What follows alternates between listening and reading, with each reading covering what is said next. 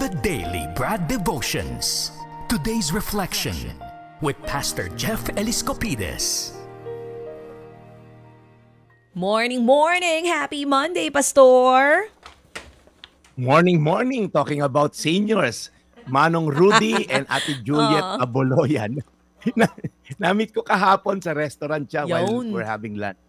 So, paano May naman na-meet ka ring senior? Ako din meron, hinahanap si Manong Ted. Kahapon din, may nakadaupan din akong senior. Kahapon kahit linggo, umalis ka? Oh, aba, kita nyo, ang higpit ng baby ko, di ba? Lumabas Paano? Tinulugan niya ako. Dapat kasama ko siya. Oo. May nakadaupan tayong senior kahapon at lagi daw siyang nanonood sa programa natin. Good morning po, Nanay. Opo, salamat po na marami sa ating mga suki ng mga seniors. Parang si Kuya Al Mendoza na ngayon po ay nakatutok na sa atin. At maging kay Senyor Danny Isla, good morning po sa inyong lahat. Alright, yun daw pong bigas ay nasa baba na ngayon para dito kay Ray Ruel. Salamat po na marami sa ating pong anonymous na gusto rin pong tumulong sa isang dakila at tapat na taxi driver. Baka tulog ngayon si Ray kasi bumiyahe kahapon ng buong araw at aming tatawagan po kung kailan niya maaring daanan yung kanyang isang sako ng bigas. We'll find out yan ba ay 50 kilos o 25 kilos? Basta importante, ito po ay bigas na nanggagaling po sa isang nagmamalasakit sa tulad ni Tatay Ray Ruel. Alright, Brad Jeff, we'll see you tomorrow. Wala pa nga. Teka. Eto na, magsisimula pa lang. Ano meron ngayong Lunes, Pastor?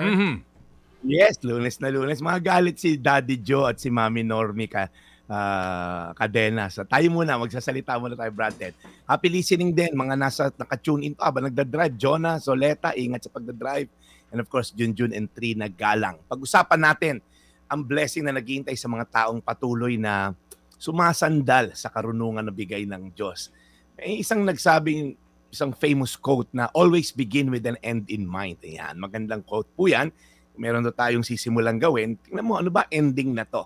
Sabi sa unang Korinto 2:9, subalit ayon sa nasusulat, ang mga bagay na inihanda ng Diyos para sa kanila na umiibig sa Kanya ay hindi nakita ng mga mata, ni hindi narinig ng tainga, at hindi pumasok sa puso ng mga tao. So, parang sinasabi ni Apostol Pablo, yung mga taong nagmamahal sa Diyos, wala kang kanong idea, hindi mo nagigras ng utak mo, no eye has seen, no ear has heard, no mind has ever conceived what God has in store for us. Ito po ay sinabi ni Paul dahil during that time, ang mga taga-Korinto, nagre-rely sila sa human wisdom and understanding. Nagre-rely sila sa mga karunungan nitong kamunduhan na to na labag sa karunungan ng Diyos.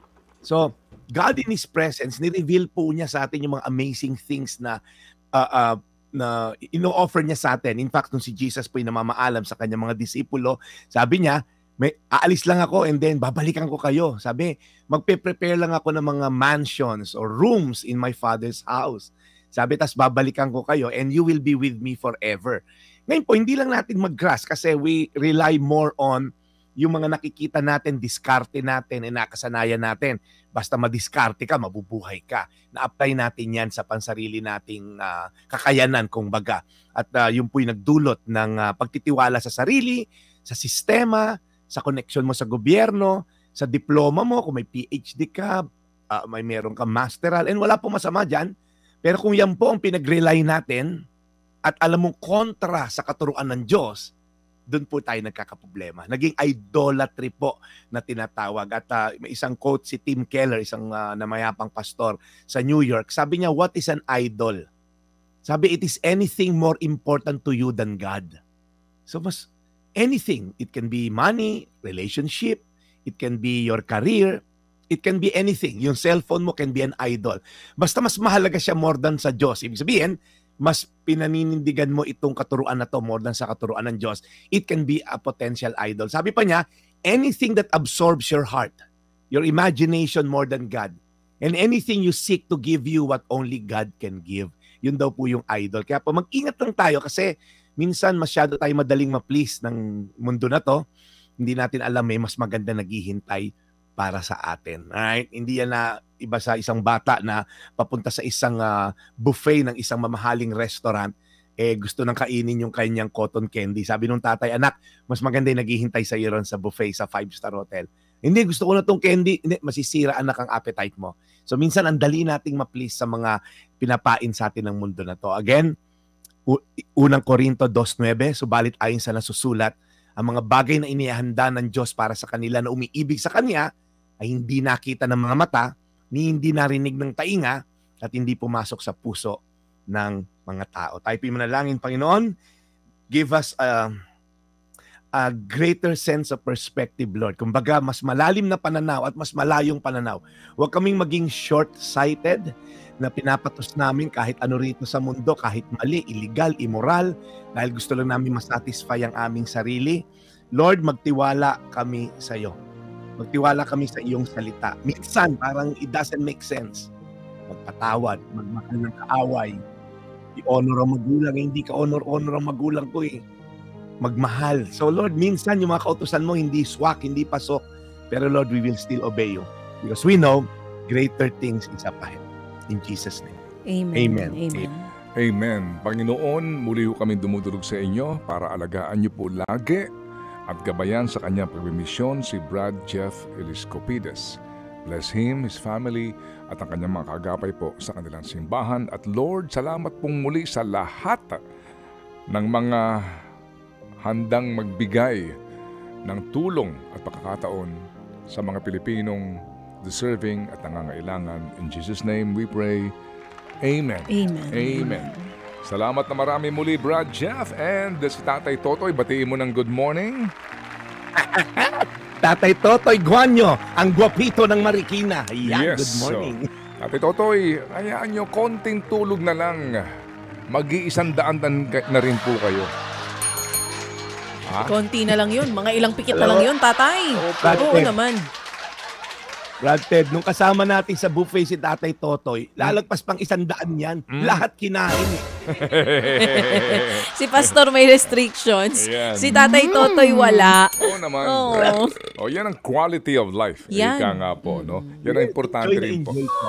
O sige, hayaan po ninyo. Idol nila si JPE.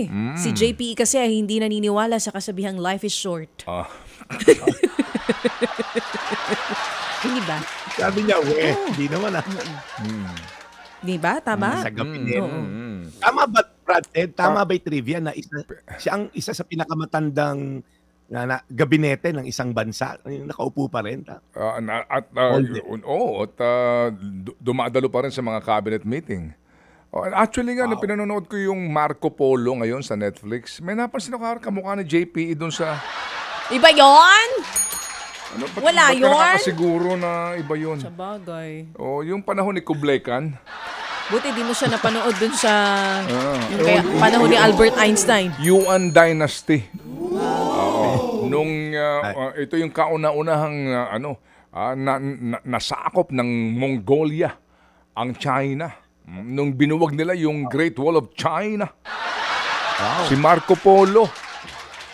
Para nakita ko yung matanda doon sa pinagbibilaran ng palay ng mga napadaan. Kamukha ni JPE yun. Sige. Salamat na marami, Brad Jeff. Ikaw talaga ba? Ayaw mo din, aabot din tayo dyan. Dapat. God. Magpaabot talaga kayo. Hindi, sa akin Ayan ka na naman Ayan ka na naman, baby. Huwag mo na nga ituloy. Oo. Kasi Dapat, para kay baby, quality over quantity siya. Yun ang pinaniniwalaan mo. Hindi, importante ikaw, umabot ka muna ng 50. Malapit na ako doon. Kung 45 na ako ngayon, Tama, 5 years na lang. Oo. Si Brad Jeff, kaka-50 lang. Hindi, 60 na to. Okay, haba nito. Salamat na marami, Brad. At batiin mo muli ang ating mga tagapakinig na ito rin pong inaabangan sa lahat ng segment. We sincerely appreciate po. Ito ho yung pinaka-importante sa lahat. The good message na hatid po ng Daily Brad. Yes, Brad Ted, naka-tune in palagi. June at Jing Canlas, Marie at Darth Mercado ng Cars and Coffee Philippines. Maraming salamat sa pag-tune in at pagsuporta sa ating segment na to. Maraming salamat din, Brad Ted and Cha, sa inyong binigay na pribilehiyo. Ito po ang inyong Daily Brad, your daily dose of inspiration. Serving the people, Brad Jeff Eliscopides. Maraming salamat po. Ted Filon at DJ Chacha. Ngayon, nasa Radyo 5, 92.3 News FM. Monday to Friday, 6 to 10 a.m.